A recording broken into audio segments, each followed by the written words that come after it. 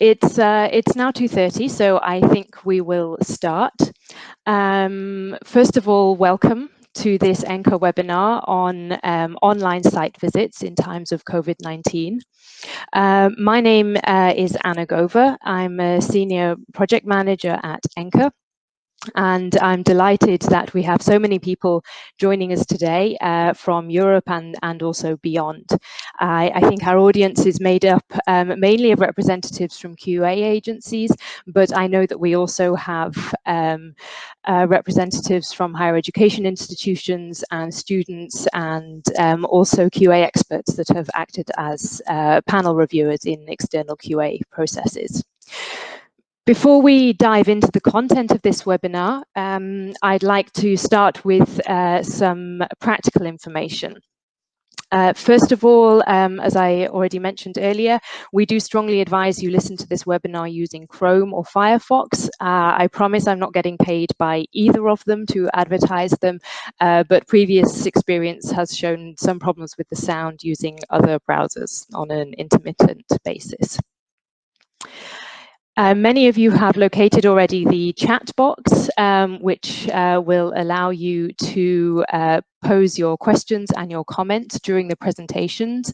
Please do use it. I will try to pick up some of the questions during the webinar to pose to our speakers that we have today. Please do also feel free to respond to each other's questions and comments in the chat box and share your own experiences. I've noticed in some of the more recent webinars that I've attended that actually the exchanges going on in the chat are just as rich and interesting as the spoken discussion. We will today primarily be looking at the issue from the perspective of QA agencies, but if you're a representative of another stakeholder in higher education, please also do feel free to share your own perspectives through the chat. And finally, please note that this webinar is being recorded. It will be published on ENQA's YouTube channel after this event, so you can go back and look at it if you wish to, or share it with colleagues. The slides from the presentations will also be available. So much for the practical information. To today's topic, which is online site visits as being probably the most practical challenge in external QA in light of the lockdown that many of us are experiencing due to the current pandemic. I think this is going to become even more relevant as it looks like there may be some limitations on physical interaction and travel that may continue into the autumn and winter of the coming year. Indeed, we're also tackling the same issue here at ENQA. We carry out our own agency reviews, and those, of course, also involve a site visit. So we're also looking at how to address this challenge. So the idea of the webinar is to explore some of these challenges and share experiences on how agencies are implementing online site visits in a way that tries to maintain the quality and the integrity of the external review process. We have a stellar lineup of speakers joining us today.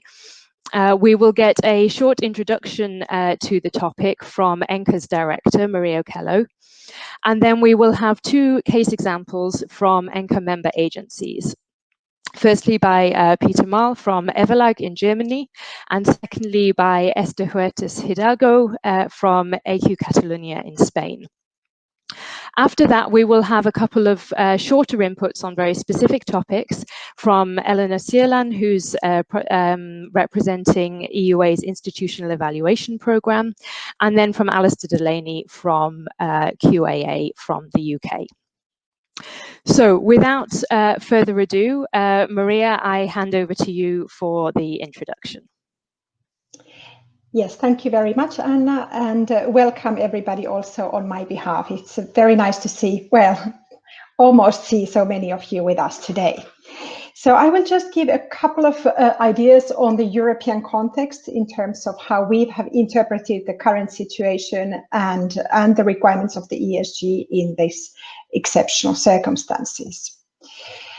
So the ESG, of course, as most of you know, the standards and guidelines for quality assurance in the European higher education area normally do require a site visit. And normally that has meant always a physical site visit. So a team of experts going to an agency, or from the agencies going to the institutions, to have a look at how things are going. But all we know is that exceptional times call for exceptional measures. And at this time, both our advice and that of ENQA, the European Quality Assurance Register, has been to give priority to encouraging agencies to be flexible and supportive towards their higher education institutions in this situation. So first element of that, I would say, is the trust, of course. So we will not need, or we don't expect the agencies to go and be particularly concerned of the exceptional circumstances and exceptional arrangements at this time, but then also provide a kind of a reasonable way to ensure quality and quality assurance in these times when movement or physical movement will necessarily be restricted.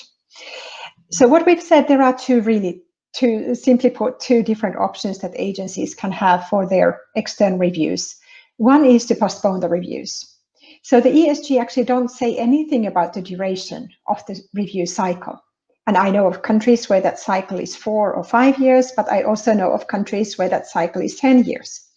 So it is fully in line with the ESG. If these circumstances, you will need to have a longer period for your accreditation and renewals of accreditation or quality assurance, as long as it just explained that this is due to this situation. And of course, the other option, which is our topic today, is you could opt for going online. And I would just like to say here that we have discussed this matter with ENQA, and they have also made a statement on their website, as we have on ours. Registration on ENQA and membership in ENQA will not be under risk in these circumstances if the agencies opt to move their site visits online. Neither is a substantial change report required for any of the two organizations. So actually, when you think about it, the real problem probably isn't really the European requirements or European context, but I know from many agencies that the real challenge is in the national context and national regulations. So that would be the first port of call for all the agencies, of course, to verify whether it's legally possible to have online site visit, whether it's legally possible to postpone visits, and so on. But of course, I think the considerations when you do move site visits online is that all the things that we know of good practice and principles related to site visits remain really relevant also in this case. So we know that the site visits should be carried out by independent external experts that include also a student member. So there's nothing that would change in that respect if you go online. So independence, indeed, professionalism, correct behavior of the expert, all of that has to be taken care of online as well as in a physical meeting. Perhaps something that is particularly important in this case is confidentiality and safety, and also identification of participants. So that has to be ensured so that those people who are written in the program are actually the people that speak to you. So you have to find ways to ensure that that is indeed correct. And of course, there might be some specific elements that need to be taken into consideration in the training or briefing of the experts in this case, which again, can by all means be taken online, and it would be logical to train the experts in person and then send them to an online visit. And of course, the site visits should include participation of and interviews with all the different stakeholders that you would normally talk to in a physical site visit. So none of that would really need to change and shouldn't really change particularly. What I do think it's very important, and we at ENQA at large think, is that the preparation of the agency and by the agency, of the panels and of the institution and program will be even more important than usual. Because there is also a problem of how to collect additional information when meetings are taking place online, possibilities for sideline checks or conversations might be more difficult in an online setting. This is also an opportunity. This is a possibility for experimenting perhaps new formats and structure of the visits. If we go physically somewhere, also to moderate the cost involved and time involved, we go once, usually stay there for a few days, and then go back home. But it might not be necessary to transport that one-on-one to an online visit. So also you can imagine that having the experts do 3 full days online might be quite difficult to handle. So this is a possibility to consider different structures. So this is all I want to say before we get to the real stuff. So the presentations from the agencies. So what I would like to say, what is our action today? What is our action tomorrow? So today we have 2 longer case examples and 2 shorter snapshots from different agencies on how they deal with online site visits. And like Anna said already, your comments, your exchanges on the chat, please take full advantage of that opportunity. What we have to remember, of course, when we listen to these case examples, and you will probably notice that they will be quite different one from other, is that we have this diversity and we need to contextualize whatever we do. And legal conditions are important in your country, so you cannot just go and copy and paste what the others are doing. But also in this respect, I would like to ask you to keep sharing, send your case examples to Anna's email so that we can keep sharing what everybody is doing on our website.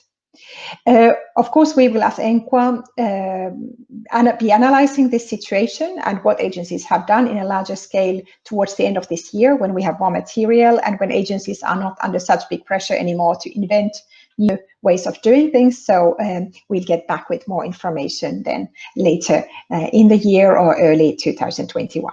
So I hope you enjoy the rest of the webinar, and thank you very much. Thank you, Maria. Maria will, of course, stick around for the rest of the webinar if you have any specific questions regarding what ENQA is doing. But I think without further ado, we will hand over directly now to our first case example from an agency, and that is Peter Moll, who is a scientific advisor from the German agency Everlag. Peter, over to you. Yes, thank you very much, and a warm welcome from my side. And I hope I'm ready for this first webinar in this size, so please allow some slowing down in the meanwhile. Thank you very much.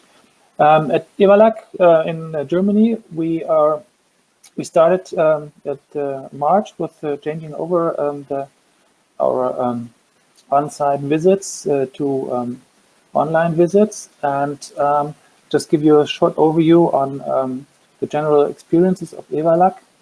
So we're doing quality assurance, like accreditation, evaluation, but we're also doing advice for higher education trainings and scientific support and higher education research. And beside on-site visits of accreditation and external quality assurance, we also transformed workshops, consultations, coachings, and into virtual meetings, and have quite experience from that side, as gained quite experience from that side as well in the last months. What we are really looking forward is that that we use a reliable technology, flexible and committed employees, and it's very important that employees use this, are really committed to the use of online formats. At the beginning, I want to highlight some technical issues, organizational issues, what we have been thinking about, and that we usually try to keep the length of meetings of not longer than 60 to 70 minutes. And if you have meetings that take longer, we schedule breaks in between, so that they're, because we usually recognize that online meetings are much more exhausting to the participants. Between the meetings, we have breaks of 15 to 30 minutes after every session. And we use additional expert rounds of 15 to 30 minutes, so that the experts have a chance to change their meanings about the rounds in between the sessions. What is kind of important is that you try to limit the meetings to 10 participants, so that you do not have more than 50 to 20 participants, including the experts, which lets you keep an overview about who's participating and who is wanting to say something. Another thing we agreed on is to find clear discussion rules, so that we avoid welcome rounds, because they take a lot of time and time-consuming, and we try to do either icebreaker rounds or the agree that the participants may shortly introduce themselves during the discussion. We also would say that you take advantage of a moderator, usually one of the experts, because people from EVALAC, we are trying to take the protocol and do notes. So it's better to use one of the experts, to ask one of the experts to the moderator. And as in this round, we think that keeping the microphones shut while not talking is very important to make sure that the quality is working. From technical side, we want to highlight that it's in the last months there's been a lot of discussions about what kind of video conferencing system could be used for doing on-site visits, and there's always a trade-off between different systems, and we would hardly remind you that you take a look at technical reliability, resilience, and user-friendliness. But also be aware of latest security notes. There's, at least in Germany, has been a big discussion about the popular video conferencing systems, so that you always have a look that you have the latest updates and look at the data encryption. And also, we would remind you to use the waiting room functionality, but that already Maria was talking about, to make sure that only the people who are invited actually take part of the conferences. And what we also do is that we back up our meetings with a co-host, so that always two responsibles from EVALAC are joining the sessions. And just not to make advice for some conference systems, but we mainly use Zoom, but also have experience with WebEx, Jitsi, and Big Blue Button. But this is what you have to take care of, or what you have to look. And about the assessment criteria, what also Maria was talking about, also the higher education as well as the experts must have confidence in this procedure. And in our German assessments, we almost transformed every assessment. We did not have to postpone a lot of them, because most participants and all higher education institutes agreed on making the try for online. We always also prepare the discussions carefully, so we once again have think about what has to be discussed and what can be clarified in written information. We ask the higher education institutes to send videos or pictures of room and laboratories if possible, and we also agree that there can be other virtual meetings after the official on-site visit.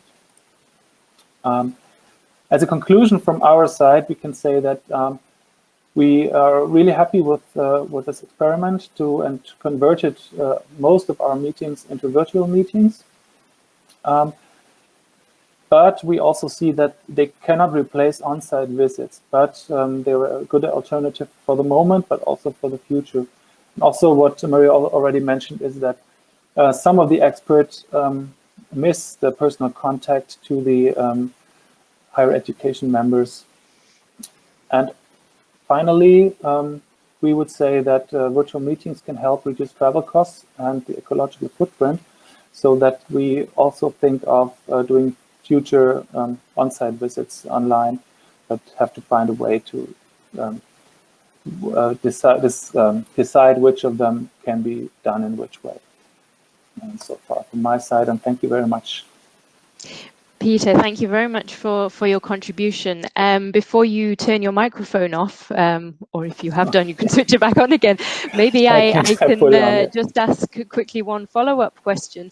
I wonder if you met resistance from institutions or reviewers, or a lot of concern from their side with the proposal to move the visits online, or was everybody relatively happy to give it a go?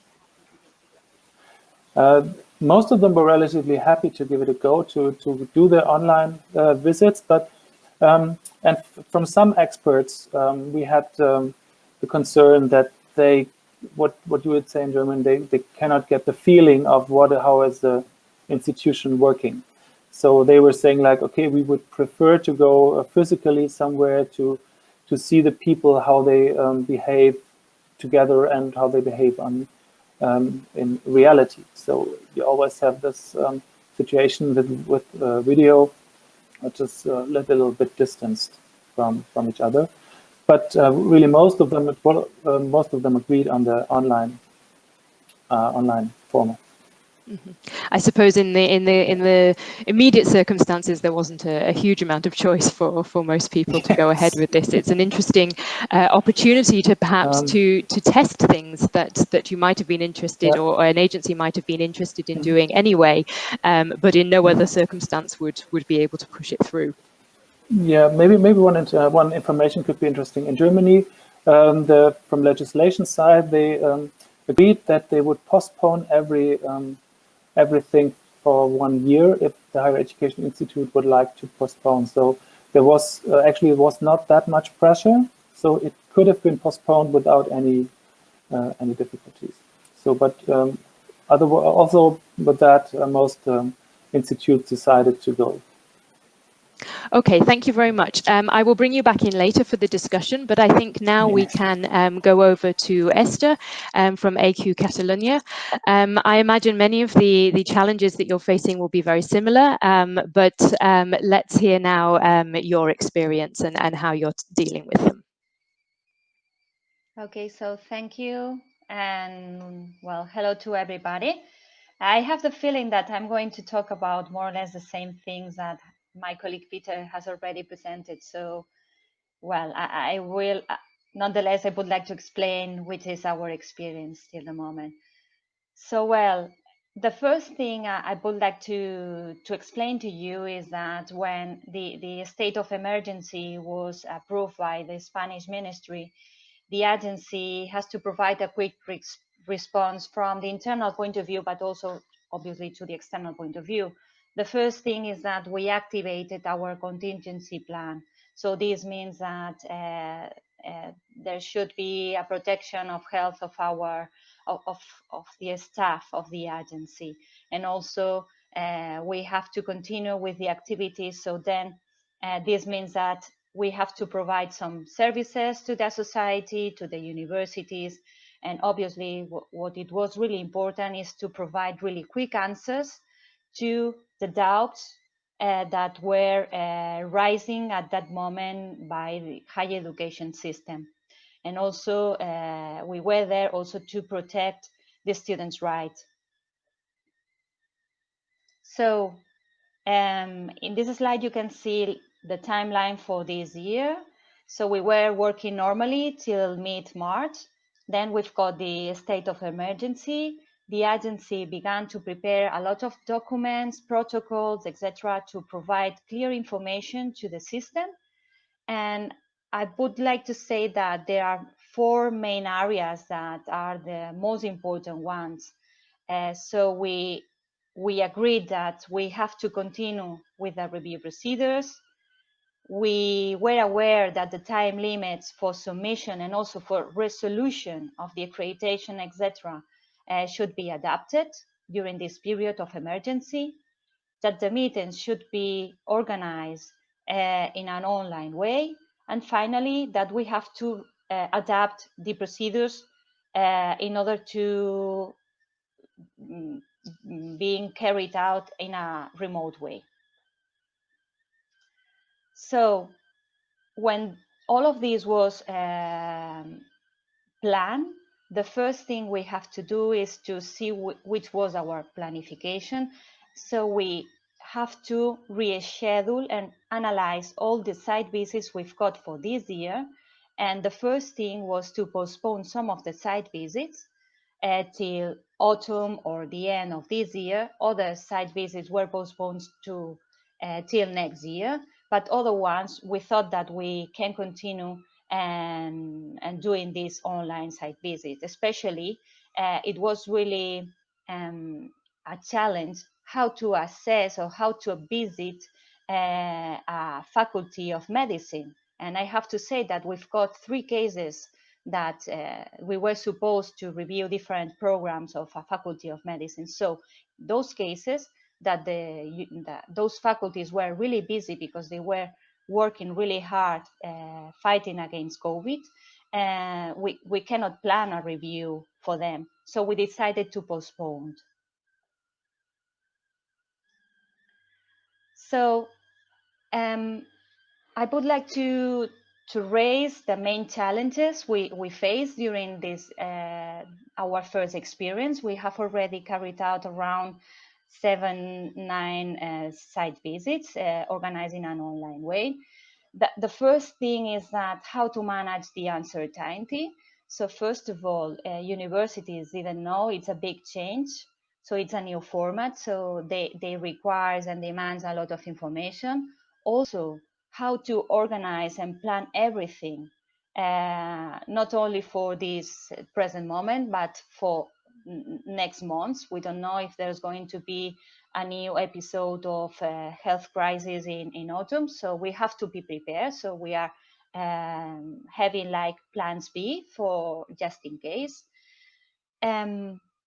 Another challenge is to manage the concerns of institutions, not only on review procedures, but also on how to organize the teaching and learning process, because they were really worried about some practices that maybe they thought that we are not going to permit them to carry out. So there are a big concern about external internships, etc., or for example, the defense of final projects.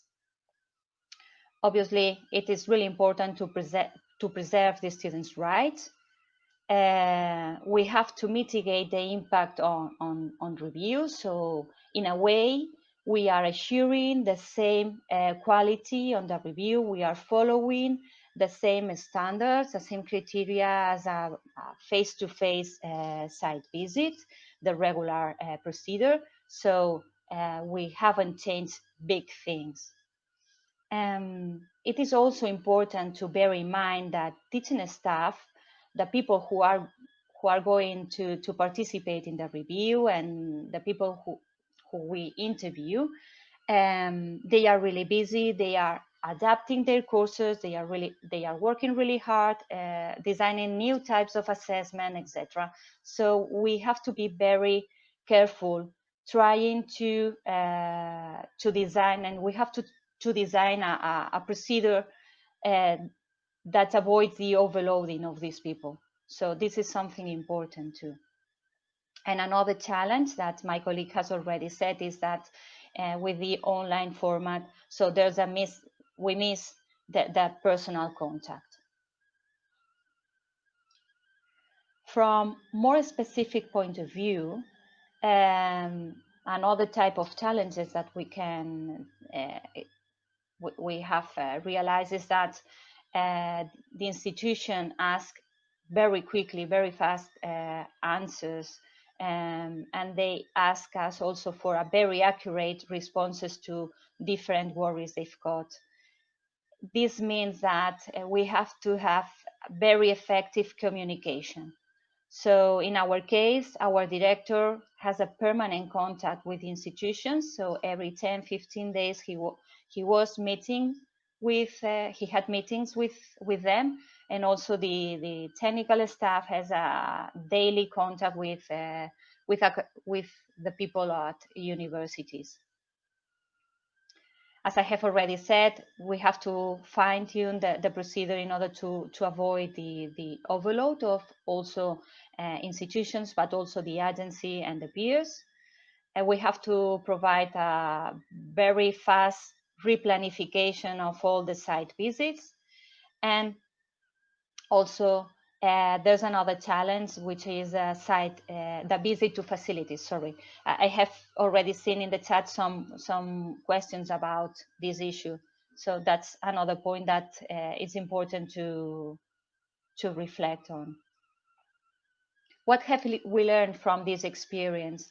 It is important to elaborate clear instructions it is important to explain very clear to the peers which is the procedure, but also to the institution, because the institution wants to be secure and they want to be sure that they are going to have the same warranties as the review is done in a presential way. It is really important to train the experts, and we have organized training for experts, specifically on online site visits. We also organize, we participate in the briefing of the panels in order to explain and answer the questions they could have. And also we keep constant dialogue, as I have already said, with institutions in order to clarify any doubts, because institutions demand, well, more assistance. It is important to select a robust and easy use system for doing these online meetings.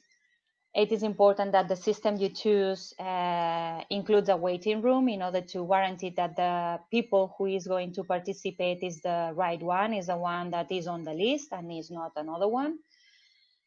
This system should guarantee the confidentiality. That's something that also worries to the peers, that what they are talking is not expand, or I don't know how to say. So those cybersecurity issues should be also taken into consideration.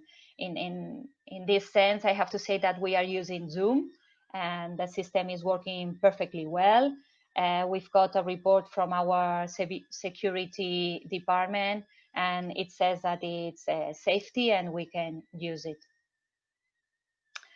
When for the first experiences, is obviously you have to begin with institutions that has been already visited before. This is easy. They understand the procedure, so it's easy to carry out with everything. And also, I would like to highlight that the agenda should be adapted. It cannot be the same agenda as a regular site visit. In which are the elements, or the most important elements, when we talk about the agenda? So we suggest to work in sessions of half day. We do not recommend to work in sessions of a full day, because it's really tired to be on the screen for a full day. It is important also to include some breaking sessions of 15 minutes in between each interview, because people need to wake up, drink some water, etc. So that's something important. We also limit the number of participants in the interviews. We suggest a maximum of 8 people coming from institutions, and then we've got the peers. We suggest also to distribute the peers in different interviews, but at the end, the peers wants to participate in all the interviews. So in those cases, we ask them to select who is going to be the moderator in the session, because it is not a good practice that 2 or more peers interview or ask questions, because we need to guarantee the correct communication. And we also have established that there's not going to be any recording of the session. We do not record in a face-to-face site visit, so we are going to do the same in an online site visit. We are not going to record. And finally, as the conclusion, or the main idea, is that at the beginning, universities, well, were a little bit skeptical. We try to work a lot with them. We try to convince them to work in this and try this new format. And after they have tried this online format, they were very satisfied, and they sent us some messages saying that they were very comfortable, that the peers were, well, that everything was okay. So that was the main ideas I want to share with you. Thank you. Thank you, Esther, very much. Maybe just one quick question. There's a lot of comments in the chat about the training of the reviewers. You mentioned in your presentation that you did provide some training. I assume this was in addition to their regular training. Maybe you could just elaborate briefly on what that training covered. Was it just about the technical aspects, or were there other issues covered as well? Well, yeah, it covers the technical aspects, but also it covers the practicalities, how the agenda should be adapted, how they have to participate in different interviews. We explain them as, for example, if there's an evidence that it couldn't come at the right moment, so they are going to receive later on, so they can ask any evidences they need, and afterwards the university will send us, and us as an agency will present to them. So more practicalities, because the standards and the criteria remain the same. Thank you very much. Okay, I think before we pick up any more questions, and there are many issues being addressed in the chat, we're going to have a couple of slightly shorter inputs from two further agencies. So first of all, I'd invite Elena Tierlan from the Institutional Evaluation Programme to turn on her microphone and camera. Eleanor, as I say, is from the Institutional Evaluation Programme, and she's going to speak briefly about IEP's approach to replacing their site visits with an alternative methodology that they're trialling at the moment. Hello, everybody, and thank you, Anna, for giving the opportunity to share about IEP experience. I would like to start with saying that IEP core characteristic is that it conducts voluntary evaluations. So considering the current situation, the steering committee decided to experiment with the possibility to conduct online evaluation visits with those institutions that would not be able to postpone the evaluation. So most of the institutions postponed the evaluations, while one wanted to have it online. Another core characteristic of IEP is that it conducts 2 site visits. So originally we moved online a couple of meetings, and these would have served as a preparatory session for the first site visit. But because the situation changed quickly, we adapted and moved the first visit completely online, with the hopes that we would have the second one face-to-face. But soon realized that that won't be an option. So we organized meetings with university staff spread over a period of several weeks, instead of having all the visits or meetings concentrated over a few days. So, but this was done because of the availability of interviewees and the pool. What I'd like to add is that the lessons learned from this would be to not take everything as it comes, but rather make thorough planning from A to Z, from the point when you know that you'd have online visits. But as you can see in our example, it tended to be quite challenging to do so. Then another point is that IEP has a very steady and very experienced pool of experts, and this is the success factor that allowed us to do this online visits. So from my side, this would be the most important points, Anna. Thank you very much, Eleanor. I will bring you back in again in a few moments for the discussion with the other speakers. While Alistair puts his camera and microphone on, I just wanted to comment that there's a very rich discussion going on in the chat box. We will provide a transcript of the chat to participants after the webinar, so you will have a chance to read back through some of the ideas and experiences at at your leisure, because I think there are a lot of examples there that may help you, may help agencies in their own planning. So Alistair is from QAA in the UK, and they have been conducting some reviews, or at least elements of reviews by video conference for some time now, as part of reviewing an institution's overseas education provision. So Alistair is going to share with us now a few lessons learned from those experiences. Good afternoon, everyone, from sunny Scotland at the moment, unusual in itself. I will focus on some of the practical challenges that we've come across and how we have tackled some of those. They won't be anything which I'm sure you haven't thought of yourself, but it may be interesting anyway. The first one is around about time. I'm sure, as you all realise, you may be realising already after 40 minutes, online meetings are extremely tiring and take their toll on all of us as we sit all day in front of a computer screen. So it's quite clear that, as someone else has said, we can't just run the programme of a review that we would have run before and just turn that into an online version of that. And so we had to create significant space in what would normally have been the review week. What it also meant was that we have to have greater preparation for the team in advance to give them a chance to get to know each other, which they might have done on site or the night before, to explore some of the information that's available, to talk about how they're going to do the review. So we set that time up. We put gaps into the programme, as others have talked about, to make sure that there are spaces, and to build in, as others have also said, discussion time for the team, because that's quite important. And like I've seen in the chat, we set up a separate times and connections for people to do that.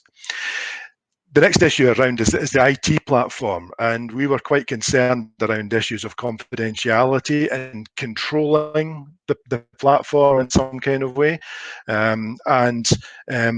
We wanted to balance having access for those who we were reviewing, which was really important, and access for potential people working from home, from students, but also making sure that we were able to be sure that we had confidence in the security of the platform that we were using. And also get the confidence of the review teams. It's an unusual way to go about our business, certainly up until now. And so we had to take quite a bit of time. We have a separate reviews extranet, and that made sure that all of the documents related to the review was kept separately online as a sharing area. So all agenda creation, etc., is done in a separate system that we already had. But as others have mentioned, we needed training and familiarization for people so that they understood the platform. We also conducted some trial runs with the providers and with the team so that we can all feel comfortable with how it's going to operate.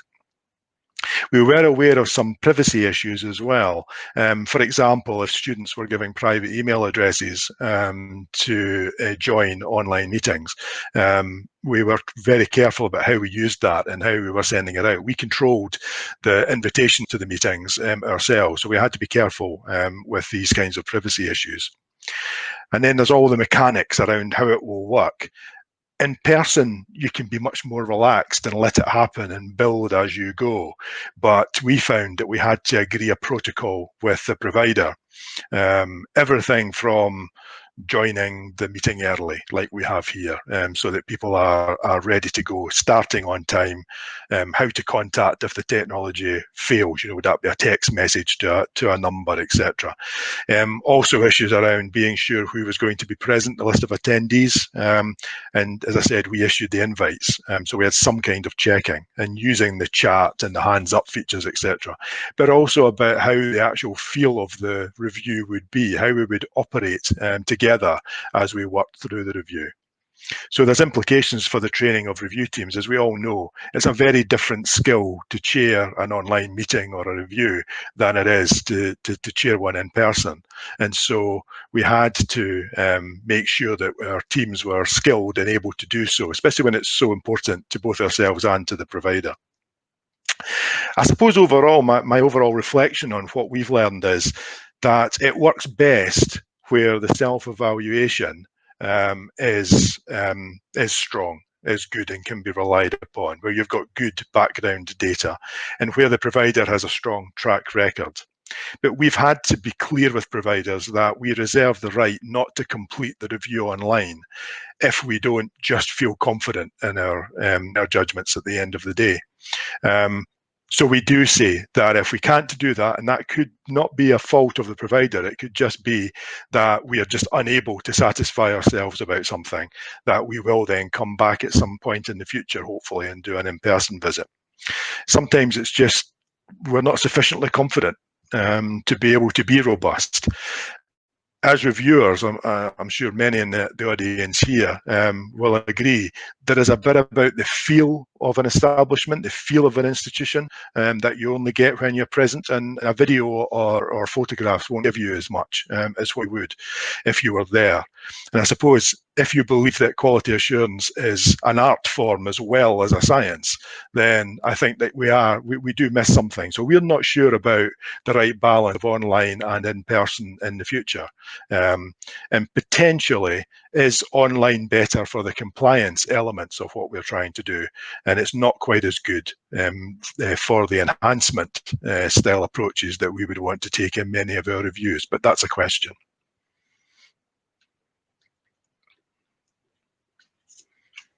Thank you very much, Alistair, for those reflections. I would ask the other speakers now to turn their cameras and microphones on and join us for discussion. There's a lot of very interesting points going on in the chat. Some questions about, there seem to be a lot of different opinions as to whether one should record the meetings or not, issues around confidentiality versus having a good record of what happened in case of technological problems. Some agencies are taking the approach of extending their visits over a longer period, whereas others are concentrating them more. And a lot of issues around confidentiality and privacy.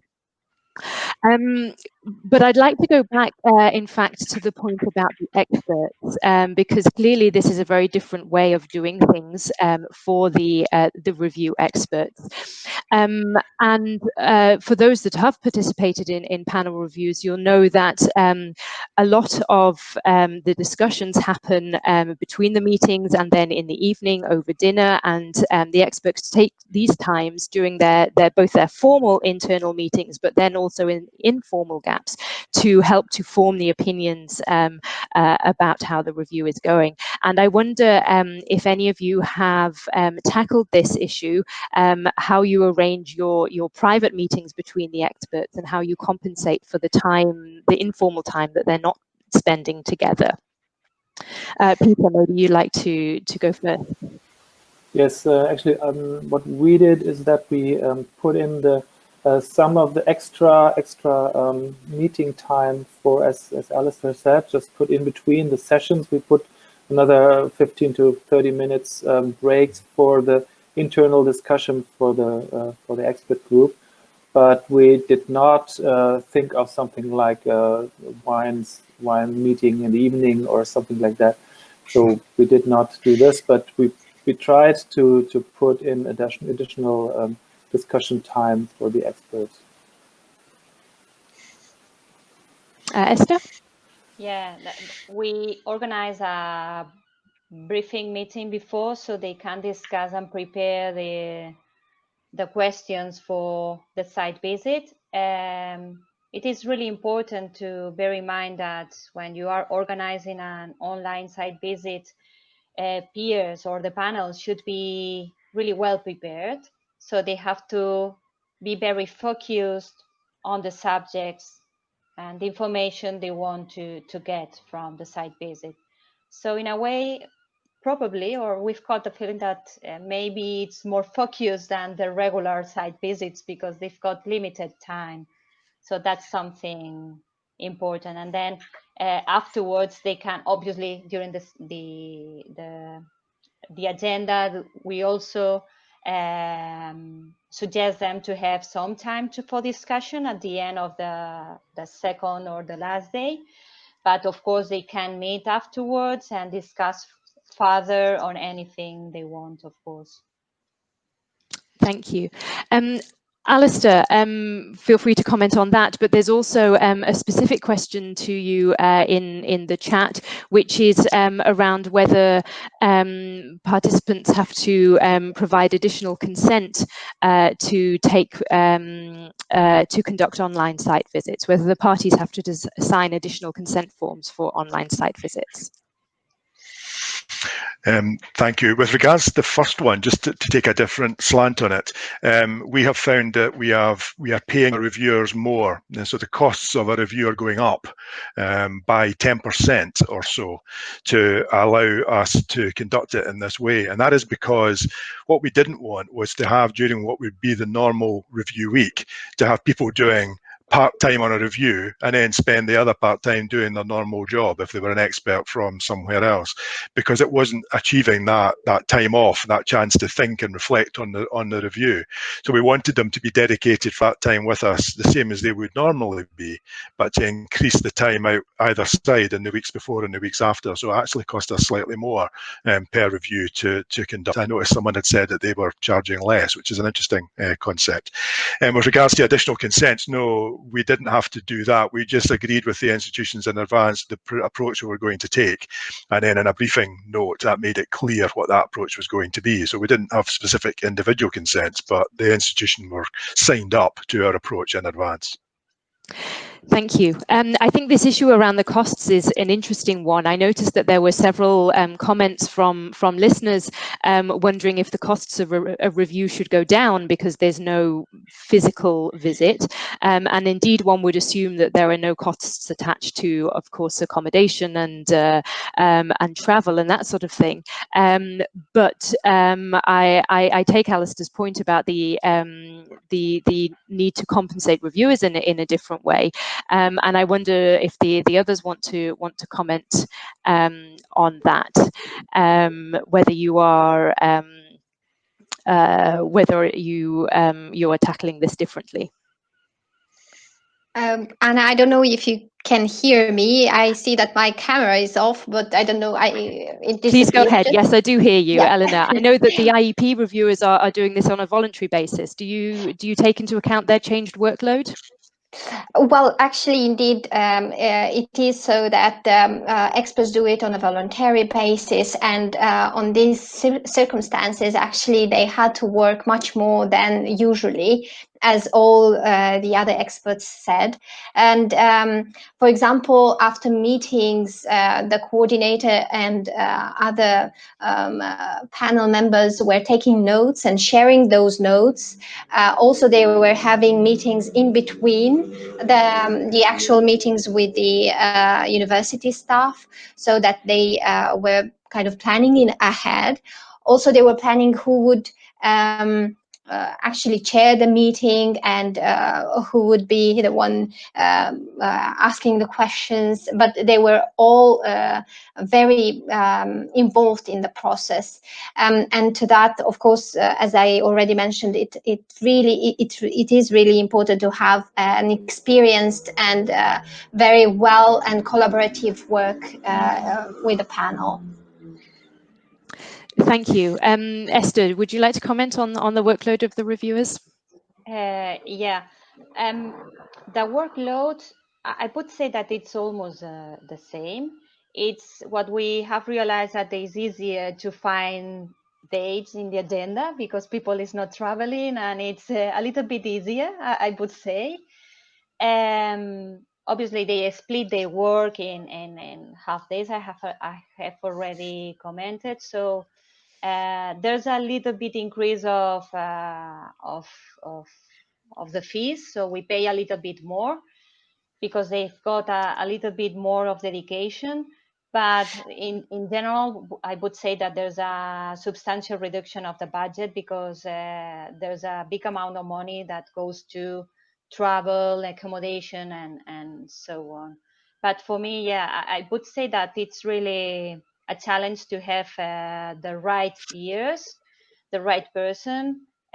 Some professors declined to do some evaluations because they were overloaded and they have to look after the duties at the university. So sometimes it's a little bit tricky. We've got some difficulties when we look at experts for from the health science side, that's something that it's more challenging for us. Yes, I can see there are a lot of comments going on now about the motivation and the dedication of experts, and particularly for those agencies that conduct reviews overseas, that in fact sometimes the travel aspect is what is quite attractive about working as a reviewer, and therefore there may be less motivation to take part in online visits. Peter, is this a challenge for your agency?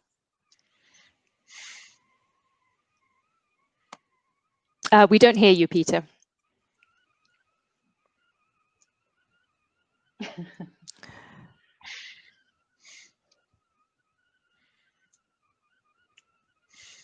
Okay, it's on from my side, but it seems that we've lost you. Okay, well, if you wish to contribute in the chat, then please do. We're running short of time, but what I'd like to do is wrap up with one last question.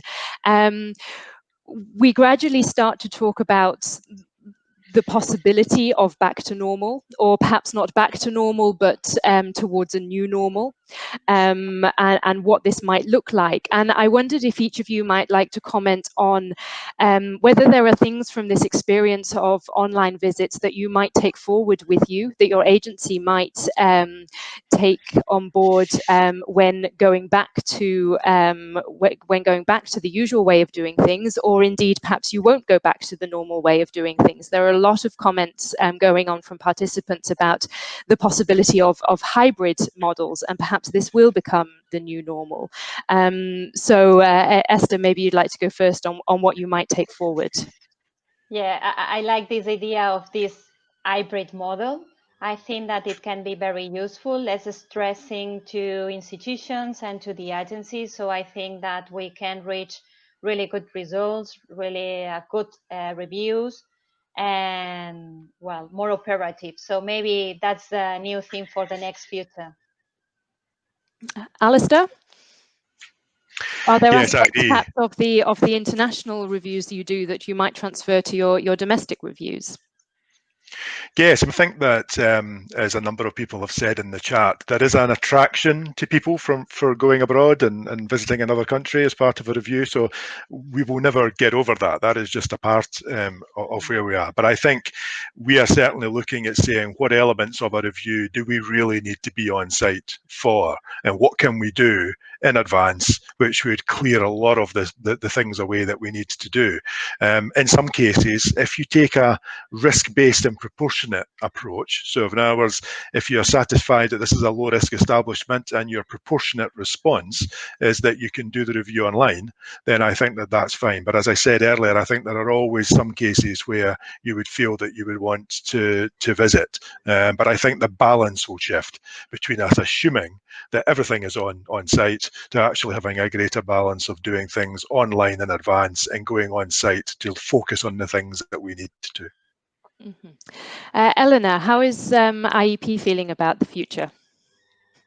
Well, preferably, of course, we would like to go back to the normal, but of course, we have to take the lessons learned from this experience. And I think it's a good idea to have some hybrid elements in the future evaluations, as many of the participants mentioned, and maybe the preparatory meetings could take place online.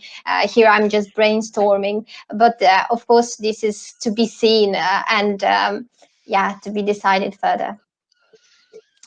Thank you. Peter, do you want to try again? Do we hear you? No, okay, that's a shame. But I see that you have contributed in the chat box anyway. So there are some comments about the reliability of your technology, but maybe we won't go there. So I think we've covered a lot of ground today. I think there is a lot of food for thought from our presenters and also from our participants here in the chat box. Actually, a lot more discussion around the experts than perhaps I had expected when preparing for this webinar, about their motivation for taking part in reviews, about how to train them, about the workload that is involved, and also about their competencies. It's not always, those that are very good at conducting face-to-face visits may not feel quite so at ease doing them over video conference.